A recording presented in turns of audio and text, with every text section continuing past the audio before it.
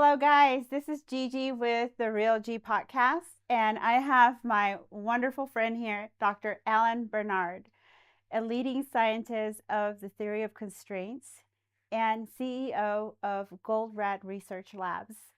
How are you doing today, and can you tell us a little bit about you? Absolutely. First of all, thank you for the invitation and good day to all the viewers and listeners out there. So my background is I'm a decision scientist. I grew up in South Africa and I was just very curious always about what makes some people successful in life despite not having ideal starting conditions. And I remember very vividly, I had a grandfather that really cared deeply about me and becoming successful in life. And he gave me this book called The Marquis Who's Who when I was 10 years old. And this book is a book basically of biographies of the most successful people in the world. And he said to me I should read these biographies and tell him what do I pick up. And the first observation was none of these most successful people in every field of their science, of academics, of entrepreneurship had great starting conditions. They grew up poor, similar to what I grew up in South Africa. They maybe had some learning disabilities. Maybe they even were the victims of abuse or neglect, and yet they somehow made it. So that gave me a lot of confidence. It said, it's not about the starting conditions. It's probably more about your mindset, the starting assumptions that you have, whether you really believe it's possible for you to make a unique contribution in your field of interest. So that's how I got very curious about success and how success ultimately comes down to the type of decisions that we make in life. And that's what I ended up studying. I studied engineering and then did a master's in psychology and economics, and finally did a PhD in innovation technology. So today I have a research lab, and our research lab is studying something that most people find very interesting, which is why good people make and often repeat bad decisions. And based on that research, both bad decisions in our personal lives, which we've talked a lot about, but also bad decisions in business. And we use that research, and we've developed a whole range of decision support apps to help people make better, faster decisions when it really, really matters. Interesting. I want to go back to your first comment real quick. Did you ever find the common denominator on people that went through terrible situations in life, didn't have the best upbringing? What was the common denominator? So what I found was that it's not about what happens to you. It's the meaning you give to what happens to you that makes all the difference. I agree. Right. And I think that's an important sort of a reframe almost, or pivot. It's not that things are happening to you, but for you. That's another way of sort of pivoting the situation that says, if something traumatic happened in my childhood, maybe I was neglected or abused or bullied, etc., I can give two meanings to that. One Right. is where I suffer as a result, Right. and the other one is where that inspires me. I'm going to add to that. I think that's the number one reason why a lot of people that have gone through terrible situations of life, they suddenly are so successful because they have a meaning to all the bad situations in their life. They take that and they turn it almost like an alchemy process, and then they have grit. There's no way anything else is gonna get to them No. after that. And it's very interesting when you see people that as a child or maybe even later on in life where they experience some kind of abuse, whether it's a physical abuse or sexual abuse or emotional abuse. Two ways of looking at the situation. One is, as the victim, you are thinking about what's wrong with me. Why is this happening to me? And this triggers our deepest fears that we're not good enough. Versus the other way of looking at it is to say, I'm standing back and I'm looking at this person that is abusing me and wondering what's wrong with them. Very different meanings that I'm describing to it. The second person is not going to be damaged by that. After the physical, if there was some physical violence, after those injuries heal, they're going to be okay. Right. The first one is never going to be okay because it leaves these emotional scars that, unless you address them, can last for a lifetime. So it's something that when we now work with schools and we teach them about these things, the simplest way of thinking about a decision in life is this formula, E plus R equal O. So E is for the events that happens to us in life. And they're pretty much out of our control. Even though we sometimes can influence what happens to us, they're pretty much out of our control. And they can be positive or negative. Mm-hmm. The R is for our response. That's the only thing we can control. But that can also be positive or negative. And the O is for the outcome. So what we get the kids to do is sort of in a fun way is to say, let's do the math together. So you have a positive event and you have a positive response. What happens is you get a double positive. So if I say to you, Mm-hmm. wow, Gigi, you look absolutely amazing today. And you go, wow, thank you. I needed that. Thanks. Yeah, I'm feeling a little bit down and that really lifted me up. It's Right. a double positive, right? But now imagine I say to you, Gigi, you look absolutely gorgeous. And you go, what do you want? Oh, Right? right, It just right. kills it, right? Yeah. On the negative side, imagine I criticize you and your positive response is, wow, looks like, something is bothering you. It's like, do you want to talk about it? So immediately you just deflect it. Mm-hmm. You don't feel the pressure to defend or attack, which would have been a negative response, right? Negative event, negative response, double negative. Right. Negative event, positive response, it wipes it out. So that's kind of how we introduce not just kids, but even adults into Mm-hmm. saying the only thing you can control in life is your response. And what's very interesting about just doing this, the basic math, is that what you find is that there's never a positive from a negative response. A negative response will always make things worse or much worse. Exactly. A positive response will always make things better or much better. So that's your choice, is just respond positively. Now it's hard, and this is where our humanity comes in. Mm-hmm. Why is it so hard? Because most of us are making decisions in fully automatic mode most of the time. Exactly. So we don't respond, we react. Mm-hmm. And when we react, we end up either over or under reacting. So what that sort of simple equation teaches you is the R is for response. It's not for reaction. So when an event happens, the right way of looking at it is to think about the outcome first. What is the outcome I want? And then to think about what's the best response that will get me that outcome. Whereas if you imagine your partner, your kids, somebody at work, they upset you. They do something that's disrespectful. And the reaction is immediate. And then you get an outcome that's not ideal, right? Often when we lose our temper, now the kids have lost respect for us, and that sort of defeats the purpose, right? So it's just thinking about just how our decisions impact our whole life.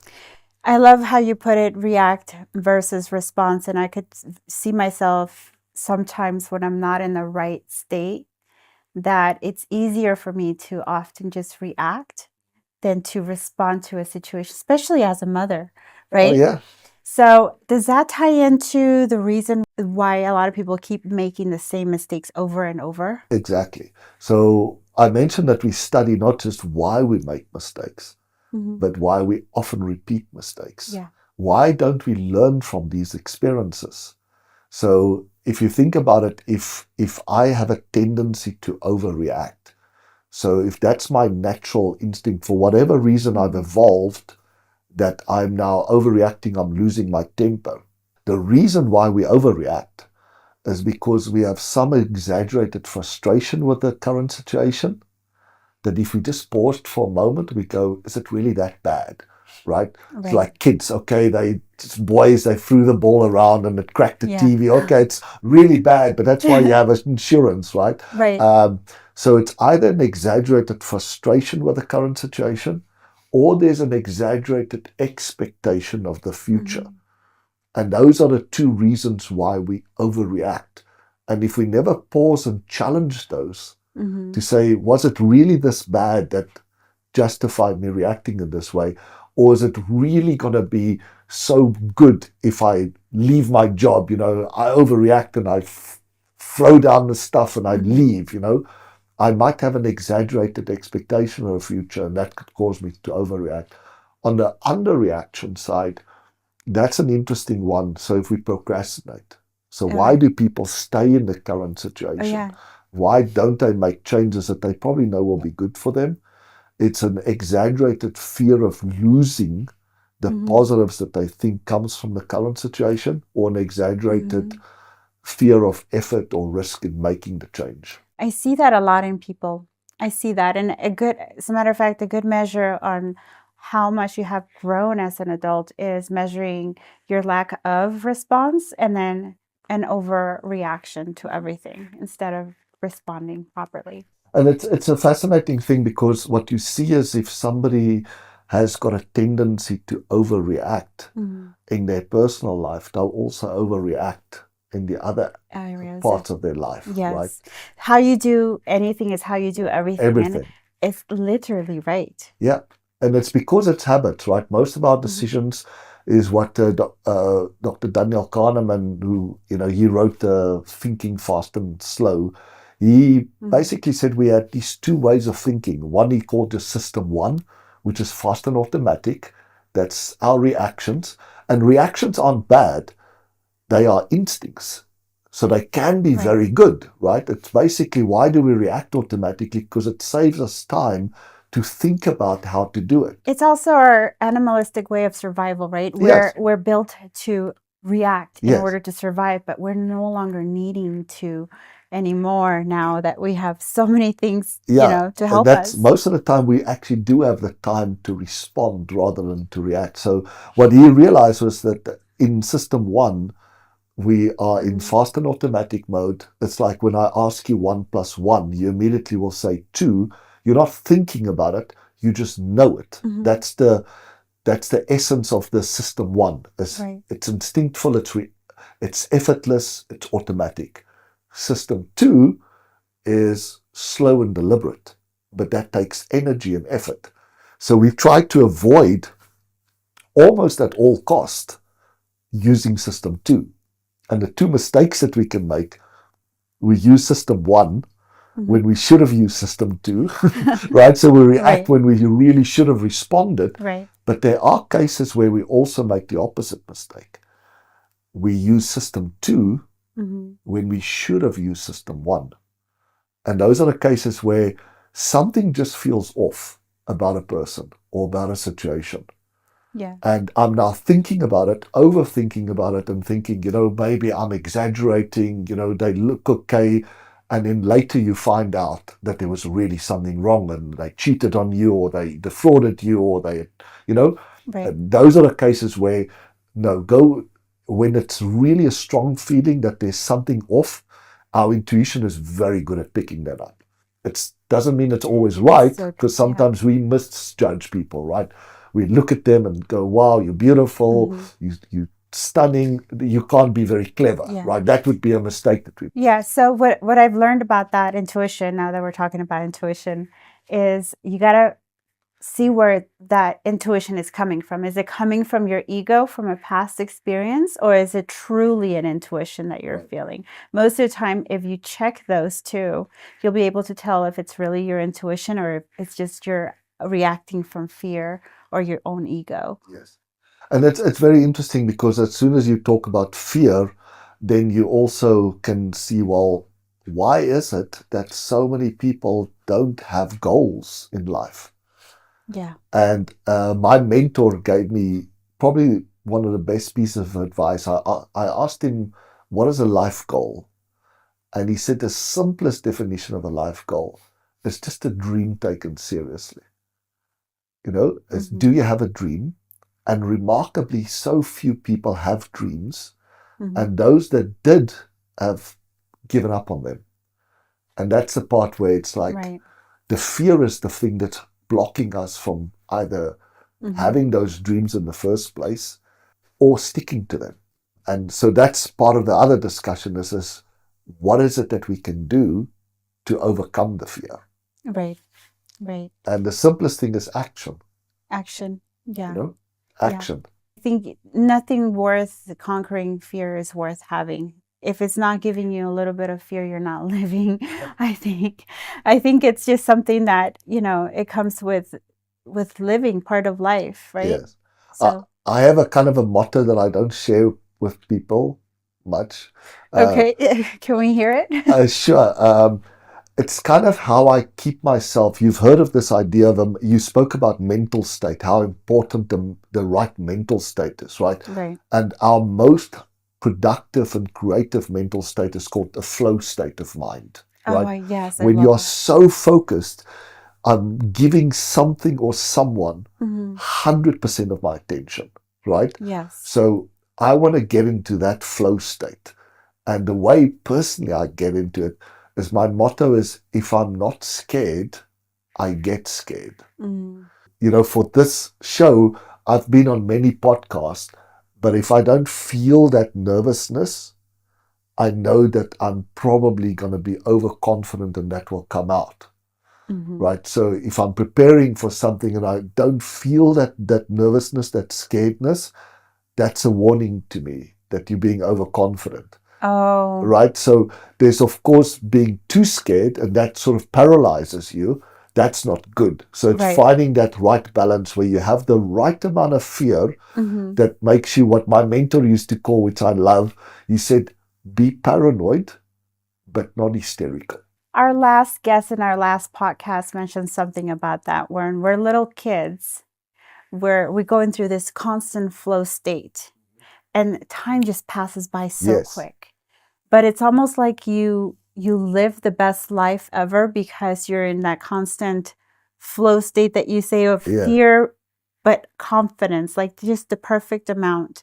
And as you grow older, everything tends to slow down because we live in a life that's like 9 to 5, and so on. So everything, we don't have that fear anymore that, oh, I want to do this. I'm scared, but I want to try it, And so that excitement, that adventure kind of just dries out. And so we don't live life to its fullest. And I think that's a similar concept. It's so funny how it's a similar concept, but just worded differently. It has a special meaning to you. It could mean something else for someone else. Yeah, there's an interesting sort of graph that people can maybe picture in their mind, right? So think about the horizontal axis as my skill level.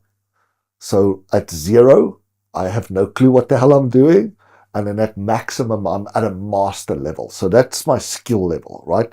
And on the vertical axis is the challenge that I'm facing with a task.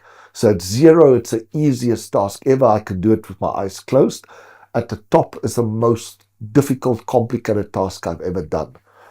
Flow, this flow state of mind, runs slightly more than 45 degrees up. So basically what it says is that when my skill level is just below the challenge of the task, it demands my attention. And that's how I get into a flow state, is when the thing that I'm trying is a little bit harder than what I have the capability. So my mind sends a very clear signal, dude, you better give this thing your full attention, else it's going to mess it up. Yeah. That's also true for people, by the way. Yes. Right? So if you have a partner that really demands your attention, and it's like, that if I'm not going to give them my full attention, I'm going to be in trouble.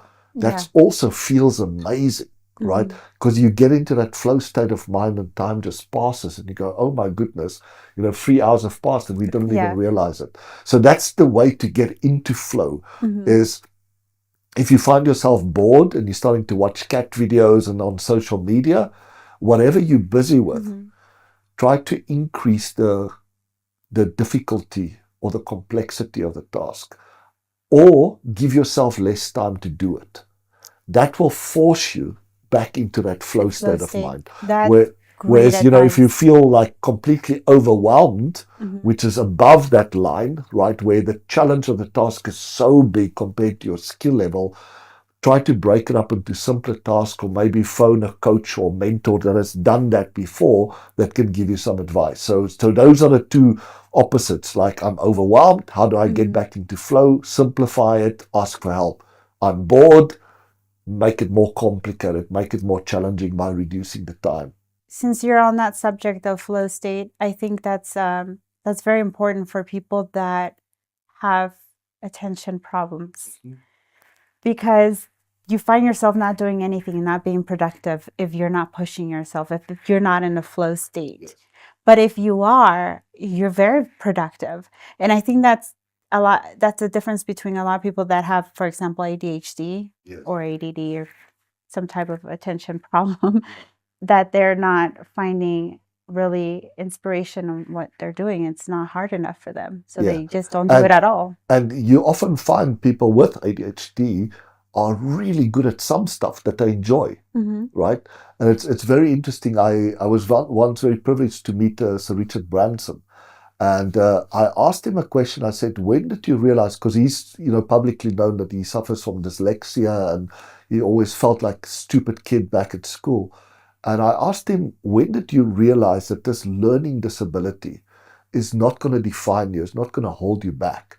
And he said he really struggled reading, but he quit school and he was very interested in music, and he started reading up about the music business. And he said he found out that when he's reading something that he loves, suddenly it's not impacting him that much. Right. And it's like, wow, what an aha moment. Right. So just read stuff that you like doing. Right. So I think it's the same with the people that struggle with ADHD or any other learning disorder, right? It's just find something that you love doing, because then it will be easier. Right, you might still have a challenge, but it will be much easier than trying to stay focused in something that you don't find interesting. That's just pure punishment and poor health for these people, right? So now you created an app, and I'm fascinated because one of the things, I'm an entrepreneur, most realtors are, there's a lot of entrepreneurs in this era of businesses, right? And one of the problems that they face is that they don't understand what it means to become a CEO until they actually do it. They love, for instance, they love selling houses, but they never really understand the process of becoming a business owner. Right. And one of the key things of being a business owner, a CEO, is problem solving. Yes. If you're not a good problem solver, then you're not going to be a good CEO or business owner or owner of your own company. Right. So I'm fascinated because you just solved the problem solving of all CEOs. Well, there's a level higher than problem solving. So problem solving is finding a solution to a problem, right? Our brains are really good at doing that. We give it a problem, it'll find a solution. Innovation, which is the next step up, is finding a solution to a problem without trade-offs. So imagine you running a small little retail business, right? And you have frequent stockouts and people are complaining, I want to buy these shoes and they're frequently out of stock. How do you solve the problem? Is you increase the amount of inventory that you carry. But that comes with a trade-off. Now I have additional working capital, and my cash flow will be hurt. The other side is that maybe there's too much stock and you frequently have to discount it. Well, how do you solve that problem? Just order less. But that comes with a trade-off that you might now have stockouts. So both of those are problem solving. Innovation is when you can find a solution where you can carry less inventory and you have higher availability. And that is what CEOs need to be able to practice. Right. It's not just finding solutions to problems, but understanding what are the negatives of the solution and what they can add to that solution so that there are no negatives or as few as possible negative. That is what true innovation is about. And that's kind of what the app is that I've developed, is it starts off by saying, what's this problem or opportunity that you're facing that's putting pressure on you to make a change or come up with a solution? Why is it really important? Because we don't want to waste our scarcest resource, our attention, on dealing with things that are unimportant. And then it asks you what's the options that you have, what's the pros and cons of each of the options. And the innovation will be some kind of solution that gives me all the pros of option A and option B, without any of the cons of option A and option B. So the app guides you through that process. And then the final step is, which is, as you know, as somebody that's in real estate, is very good salespeople can predict what the reservations or objections are of the seller or the buyer, right? And they can be proactive. So that's sort of step 4 in our app, is to try and imagine what are all the reasons why they wouldn't do it. I call them yes buts. Yes, I like it, but there's something that's blocking me. But rather than, like using those as excuses to not go for it, you say, well, for every yes but, there's a yes and. What can I add to help the buyer or the seller overcome their objection? And that's kind of what the app does. And its final solution is it summarizes everything, gives you a little experiment to go and try. I love that. I love that. I believe Elon Musk had a problem where his employees came to him and said they couldn't solve a problem. It was going to take like 30 days. And he said, no, it's going to take 24 hours. He put everyone in a plane, flew them, and solved that within 24 hours. So again, the better you are at problem solving, the better you are at being innovative, the better CEO and the better high income you'll have.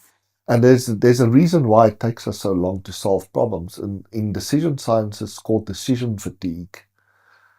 We have so much stuff on our mind. We are so preoccupied that we can't give anything our full attention. So when I used the same technique with some of my customers, the first time I tried it was in India. We've been stuck. They're just not making a decision. We're one of the biggest companies in the world that I was coaching. And I just finally got frustrated. And I said, we're going to walk into this room and I'm going to lock the door, and we will only exit once we've made a decision. Right? So to create that pressure, we did the same thing as Elon to Musk. shorten the time that we give ourselves, right? And I said, but it's an important decision. We can't make it. So I said, do you have everything you need to make the decision? No. I said, well, who has it? Let's get it. And within a couple of hours, we had everything that we needed, Wow. And we put them in a room and we looked at all the options. We looked at the pros and cons. We picked one, and that was done. There's a kind of an example I use is, imagine I ask you, Gigi, how long will it take you to do a one-day task? What should be your answer? You just said a one-day task, right? Yes. One day. You said one day. Yes. So there's a kind of a trick question. So the right answer should have been, it depends. And it depends is, how busy are you? So if you are doing nothing else, then a one-day task will take you 1 day, right? But if you're already 50% busy, then it will take you 2 days, because half of your time is already allocated to do something else, right? So now the one-day task is taking 2 days. If you're already 80% busy, then it'll take you 5 days to do it. So think about a week, right? 80% of the week is already booked out. So 4 days is already done. You have to do that work first before you get to the one-day task on a Friday. If you are 90% busy, that same one-day task will take you 10 days. And if you're 99% busy, which is where most people are, that same one-day task will take you 100 days to do. So that's part of the sort of the hack that we teach people, is if you want to get stuff done faster and better, clear your plate of all the things that are unimportant and doesn't matter. And there's a lot. Start off, write down all the things that's demanding your attention and money or budget. Start wiping them off. Just be left with a few things, and that you can then give that your full attention, and you'll get it done much, much faster than before. Which is why I think with the advent of AI, we could clear plates with a lot of unnecessary things. Absolutely. Yeah. We've built AI now into our app, and it's fascinating because you can use the app now in two ways. The one is you introduce AI into the loop. So basically, the app will still ask you questions. You give it your answers. It'll pause and highlight some insights that you've gained. And then you can say, I want the AI to check my response. Because we all have biases and blind spots, right? Right. So that sort of gives me confidence that there's this other thing that is helping me check. But the other way I could do it is I can introduce humans in the loop. So I can use the app, and all it will ask me is, what's the problem that you're facing? So I'm overweight, or I have an issue with my relationship, or I'm struggling, my business isn't making money or isn't growing. And the AI will do the full analysis for you in seconds, right? And then it will pause you, take you step by step and say, okay, now you check my work. You add the human element. Is there something that I've missed? So I think it's a combination of AI plus humanity. I think it's really funny how we, for the most part, we already know the answers to all of this stuff, but we need it in writing. We need it official. Yes. We need someone else to tell us. You are so right. I call it's a difference between a knowledge gap and a confidence gap. Yeah. So knowledge gap is where I really don't know. I didn't know that I had a problem. I didn't know what the solution was. I didn't know how to overcome all the objections or obstacles. But very few people have knowledge gaps, truly knowledge gaps. There's more confidence gaps. Right. I already know, but I'm just not confident to do it. So when you sit with a good mentor or coach, and I ask you, they say, absolutely, you're on the right track. Just double down on that, And suddenly, oh, thank you so much. And you've just paid the guy a fortune just to confirm what you already knew. But we get stuck if we don't feel confident about what we're going to do. Why do you think we get stuck? There's both fear of success and fear of failure is goes back. It's two sides of a coin, right? Yeah. And that to me is an interesting thing, is that most people, when they think they're stuck because of fear of failure, it could also be fear of success. I'll give you an example. If you think about Elon Musk, right? Mm-hmm. How many people do you think would want his money? And it's like everyone, even a small tiny fraction of it, right? We would want. And then you ask people, how many of you would want his life? That work ethic, where he can't help himself. He's constantly working, right?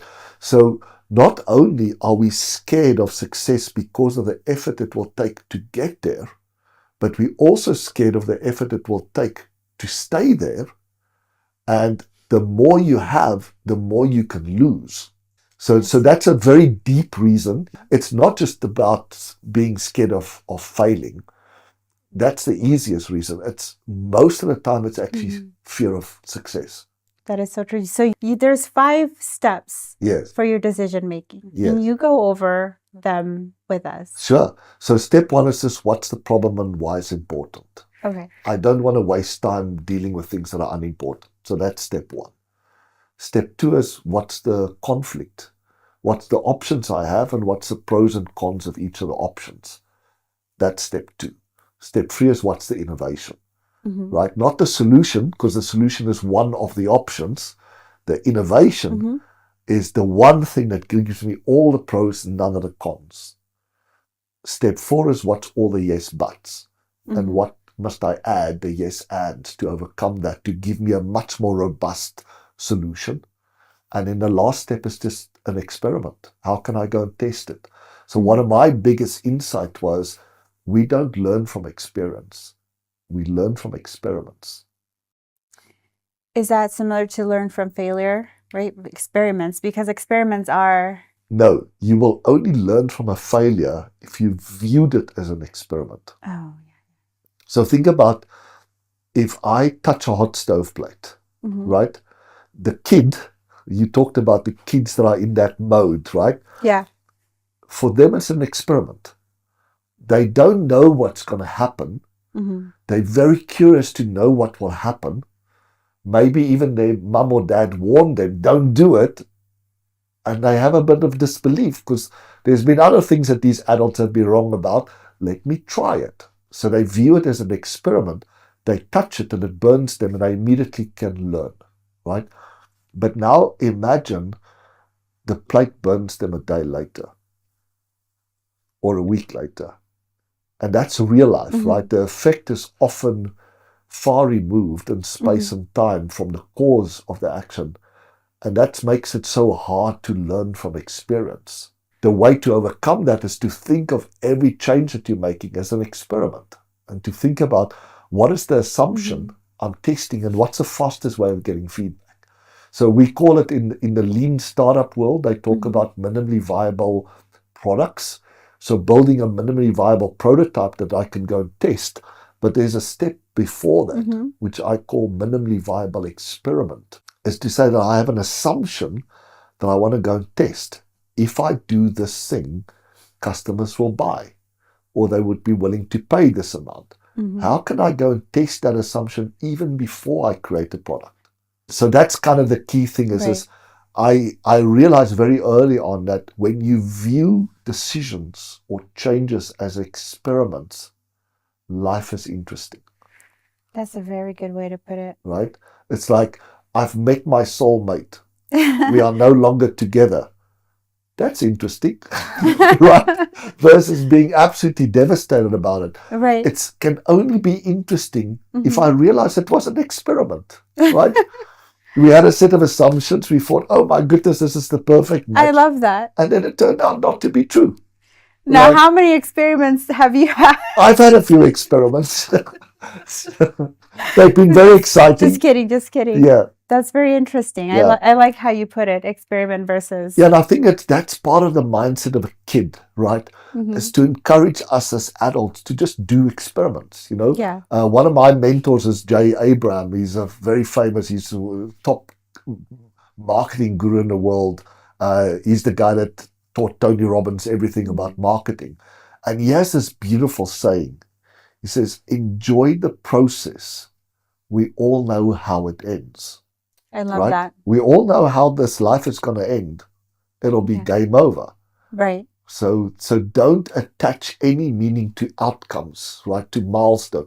Learn to enjoy the process. And I think part of that enjoyment is viewing everything we do as experiments.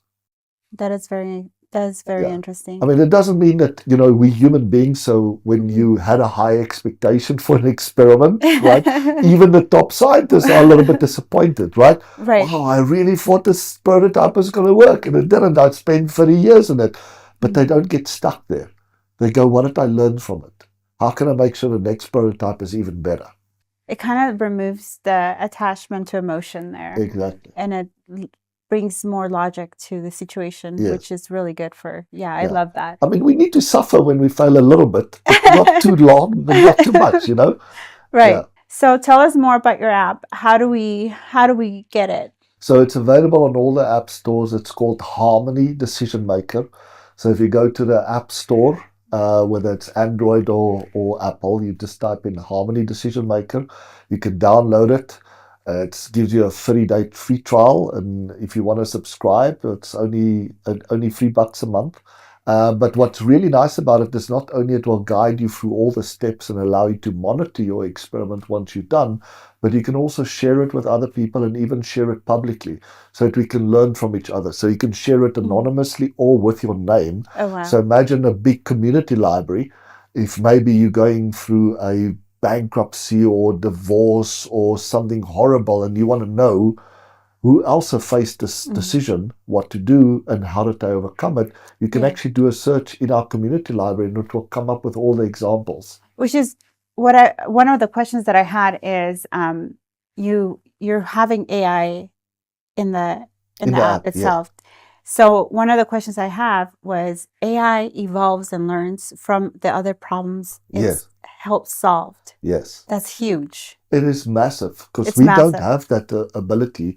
Right. You know, part of getting people to share is to say, you know, together we can do anything. And the more you share, it shows that you care about other people, and we should be able to learn from each other. But AI makes it much, much easier and much faster to learn. It just continues to grow. Kind of scary in a way. I'm curious to know how it would have an impact in the next couple of years. I think there's going to be huge upside. I think the dark side to it is that I think that people are underestimating the impact it will have on jobs. You know, there's a sort of very common saying at the moment that you shouldn't worry that AI will take your job. Somebody that will know how to use AI will take your job. Right. But what they don't tell you is that one person that knows how to use AI will take 10 or 100 people's jobs. That's the difference.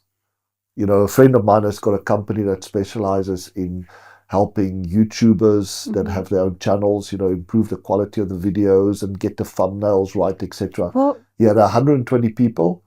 With AI now, he's got 5 people. Well, not only that, it kind of like just it doubles me. Like I don't even have to be here, to be honest with you. Yes. It just takes an image of me, and then all of a sudden it just there's a Gigi, but it's not me. Yes. It's so fascinating, and I think you're absolutely right. We might be just misjudging it a little bit. We are outsourcing certain jobs, and we stopped doing them in foreign countries, you know, like telemarketers, receptionists, assistants, and now AI is able to take over, and that expense has gone down. So yeah, if you think about all the big job creators, the drivers, you know, of trucks and cars, the service people that are working in the restaurants and these type of jobs, call center operators, all of those will be taken over by AI. Yeah. And that's going to be hard because these people need to get upskilled in doing other things. And whenever people ask me, what's your recommendation? I say, you know, the one thing that's not going to be overtaken easily by AI and robotics are going to be trades. And you see that there's lots of investment going into from private equity into home services, right? They are buying up small landscaping companies and HVAC companies and plumbing companies, electricians, and suddenly these people are earning, you know, a lot of money. They're making 100,000, 80,000. Yeah, absolutely, and it's just going to get more and more like that. So that would be my advice. You know, either be an entrepreneur where you think about how I can use AI to do much better things, much more impact, much more income, or go to the opposite side, which is going to be the trade side, which will be very hard for AI and robotics to take over. I agree with you 100%. Thank you, Dr. Alan Barnard, for your words of wisdom and giving us so much information on not just AI, but also just life hacks that we could all use. Thank you so much for your time. You're so welcome. And if anybody wants more information, they can go to my website, dralanbarnard.com or harmonyapps.com. It'll be in the comments, I'm sure, to the lot. And I think the last thing I want to leave people with is that, you know, we want to set ourselves dreams that are worth chasing. And the way to practically do that is to set a goal for yourself that you think is impossible, and then ask yourself, is it possible unless? I love that. All right. Thank you, guys.